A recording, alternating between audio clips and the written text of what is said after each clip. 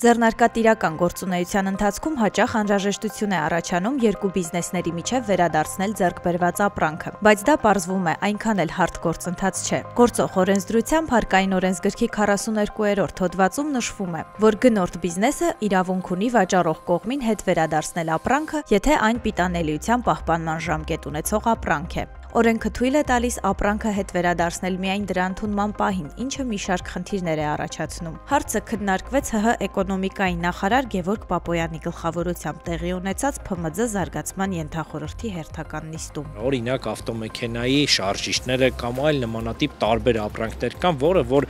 ընդունման պահին ուղղակի հնարավոր չի ստուգել։ Դրա ստուգելու համար պետքա ժամանակ, այսինքն ընդհանուր պետքա օրեր, որպեսզի այդ օրերի ընթացքում պարզվի արդյոք այդ ապրանքը սահմանված որակական հատկանիշներին համապատասխանում է, թե չէ։ Խնդրահարույց է նաև այն, որ որոշ ոլորտներում գնված ապրանքն ընդհանրապես հետ վաճառել չի թույլատրվում, այլապես վաճառողի հարկման ռեժիմը կփոխվի։ Հիմա մեր առաջարկը կայանում է նրանում, որ այդ դեպքերը շատացնենք, որ իրական կյանքում ինչքան որ դեպքեր կա, հնարավոր լինի ճիշտ փաստաթղթավորել, որտեղ եթե ճիշտ չենք փաստաթղթավորում,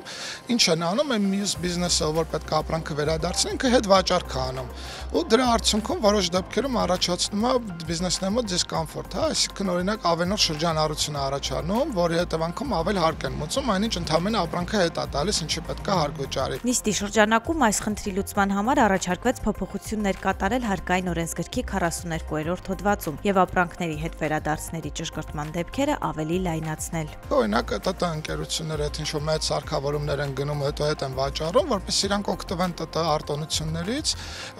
պետք է իրանք ընդհանուր եկամտի մեջ 90% եւ ավելը լինի ՏՏ գործունեություն, բայց ինքը եթե օրինակ մեծ սարքավորումներ առու հետ է տալիս, կարող է այդ պրոպորցիան խախտվի ու հետեւաբար չկարողանա օգտվի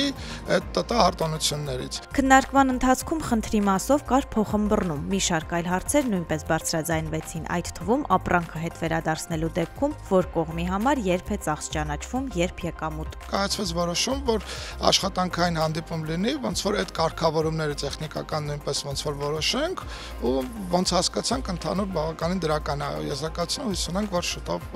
այս օրենսդրական նախաձեռնությունը ուժի մեջ կմտնի։